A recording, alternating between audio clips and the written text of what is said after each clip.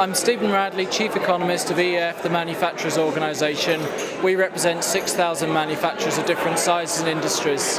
We've clearly gone through a very serious recession over the last few months or so, and although I think we're not out of the woods yet, there are increasing signs that things are getting better. For northern parts of the country, one of the reasons that they're perhaps in some ways more exposed to it is that they've got more manufacturing.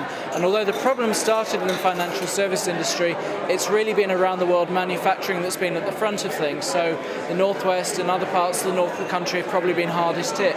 The good thing, though, is actually a lot of our recovery is now going to come from exports. So manufacturing and regions like the northwest should be best placed to take advantage of it. Some of the key trends are clearly that I think there's been an increasing distrust of politicians, but also as businesses, and I think that's something businesses are going to have to deal with over the next few years, not just in terms of how they behave, but also how they communicate this behaviour to their customers. So that's something very important to look out for. I think politically what we are starting to see is a shift from the left towards parties more of the right and the centre-right, and we're probably going to be seeing new models of government. Governments are going to have to find new ways of dealing with these problems anyway, but I think we're going to be, over the rest of this decade and into the next one, we'll be looking at new approaches to government.